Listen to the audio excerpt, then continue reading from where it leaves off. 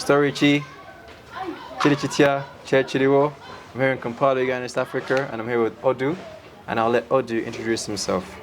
I'm Odur Ronald, a multidisciplinary visual artist from Uganda, who mainly uses aluminium printing plates and copper wires.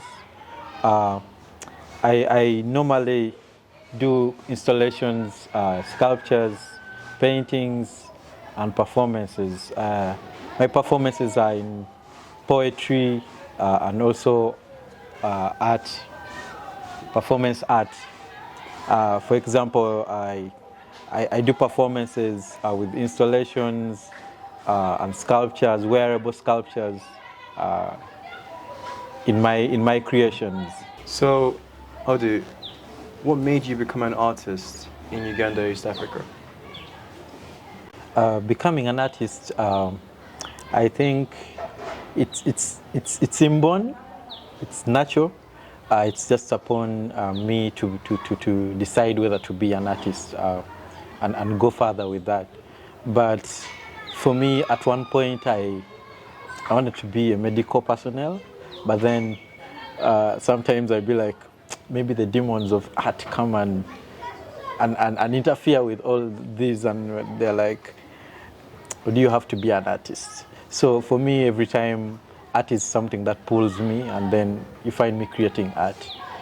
Just like when I got an accident, I've tried to create art, though I first think about I was thinking about everything when I was when I was bedridden.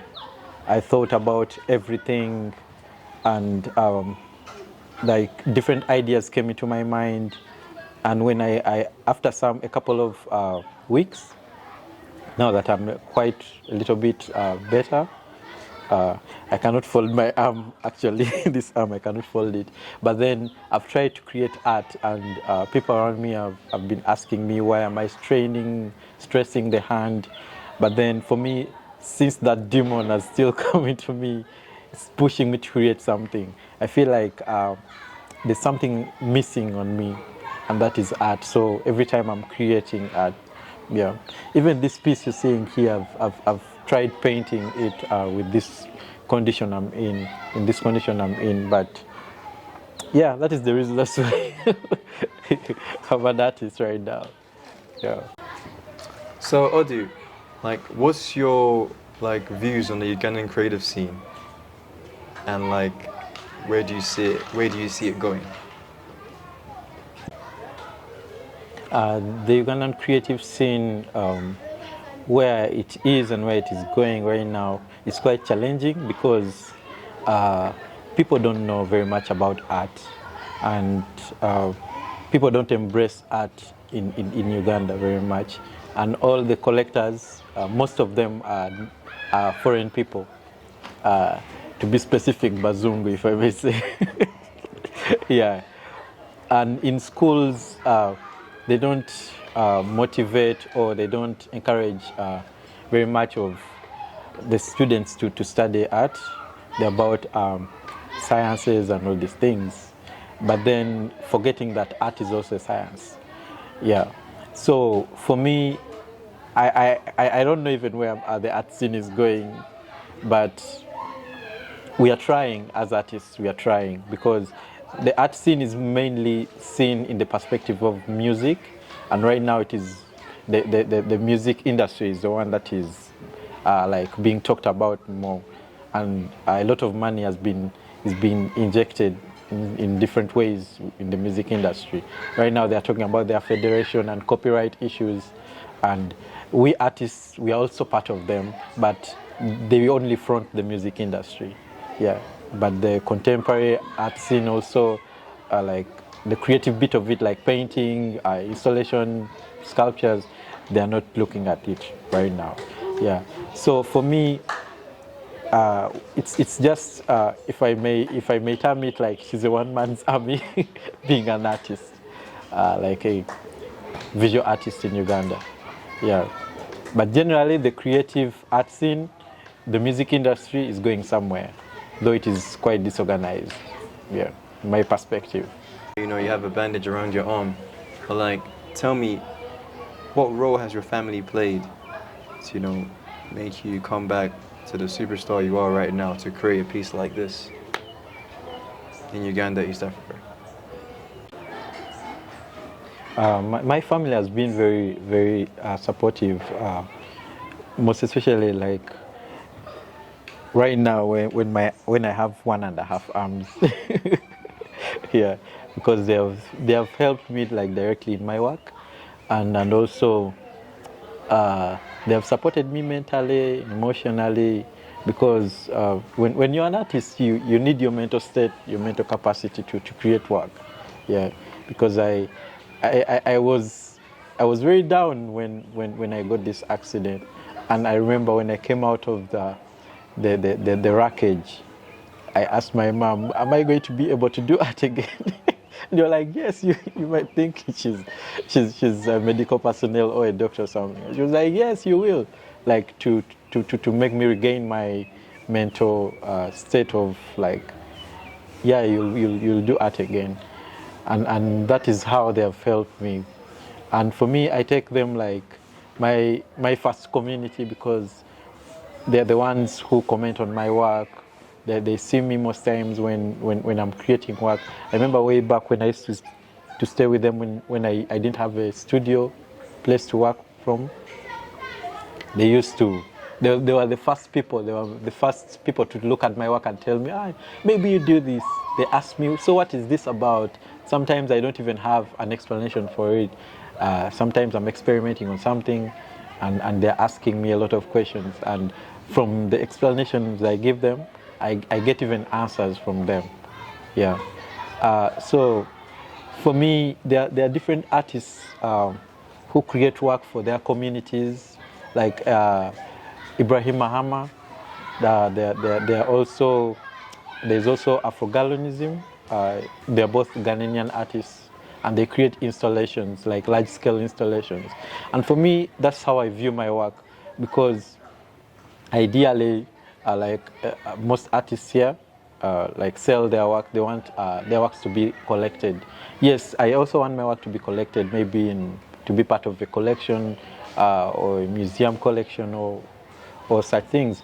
But then, for me, first, the idea I have is like creating installations which can talk to communities, which can talk to people, like where I come from, because this is my identity. The material I use, they're scrap metals, and where I grew up from, these materials are like, they're the ones that are used in these places. I grew up from Nasa, near Nasa Road in Zambia, in Uganda here, and I grew up near Katwe, where they showed where the movie Queen of Katwe came from. Yeah, and it is, all these places are, Nasa Road is known for, it is the biggest printing place in Uganda, and Katwe is known for scrap dealings and metals. So all these materials, all these things intermarry in my work. I use them both in my works. So it's like an identity of where I come from. So if you see metal, you just get to know that, Odu, this is Odu. And also, I used to collect scrap metals and sell in Katwe still. So these metals have been like part of me when I was young, and right now they're also like a part of me as an artist. So if you say, why don't you paint on canvas? For me, I didn't even know the definition of canvas. The only canvas I knew was the one which was a shoe. I remember my friend Simon told me, do you have to paint on canvas? I used to sketch on paper. And he's like, on canvas? I'm like, what is canvas? And he had to explain to me. Just imagine. And that thing was very expensive. Canvas was very expensive. I couldn't afford it. I used canvas for 2 years. I painted on canvas 2 years. I don't know if you people will ever see my paintings on canvas. But I opted into using aluminum plates because they're readily available. You can just, those days they used to just throw them around. We used to collect them for scrap. So why don't I just get that scrappy thing and then just paint on it? Actually, I used to even burn it, just like the way I burnt this. I just went on improving and getting more ideas I just grew up with this thing like creating art. Like it is now like 9, 10 years now. Yeah, and I've developed the material in different ways. Yeah, that is me. So, Odu, like we spoke about many great things. You've enlightened me about many great things, art, family. But like, where do you see yourself as an artist in the next couple of years? In a couple of years, I don't know where I'm going to see myself, but I just work hard every day. I just create art, and I don't know, because just like the incidents I had a couple of weeks ago, halted a little bit of my plans, so I cannot be very sure of like where I will be in a couple of years. But what I know, like I want to be somewhere like in future, like in a couple of years, or even next year, or even tomorrow. Yeah, because I look at my work like going to different places and representing Uganda, maybe representing me, representing where I come from, maybe at the TED, maybe at different galleries like the White Cube. I don't know, like I cannot say like this is where I see myself, because also God has his own ways and where he wants you to be. But I believe even next year it might be somewhere like much more better than where I am right now, because I will never stop creating. There's nothing that will stop me apart from maybe death, and which I don't know, like at least I'll employ people to create my works for me. Maybe I'll tell them what to do, and we will have that. Yeah, but I don't know where exactly I'll be, like maybe tomorrow or next year or next one. But I know I'll be somewhere much more better than now where I am. Yeah. So, hey guys, that was Odu. You know, he broke down many things that I wasn't aware of as well. And he enlightened me on many topics, especially on the art and family part. And like I said, these are the many conversations that will be coming out of Uganda, East Africa. And yeah, just stay tuned. Shout out to Jonathan Tabaro, the DOP behind this this footage. And also shout out to Joshua Tabaro as well, who came through today to show some love. And I'll give the floor to Odu. Yeah, thank you guys for interviewing me and getting to know more about my practice and me specifically. You can find me on Instagram as Odur Art. You can also follow the studio where I am, Afroposine Studio. It's also on Instagram. I also want to thank Martin and also the people at Afroposine for always supporting me, even in my situation I'm in. Yeah, thank you. All right, guys. Yeah. So as I said, man, find me on A1 Illustration on IG, Rukoza on Twitter, and yeah, just stay tuned. Chitty chitty. Kabi.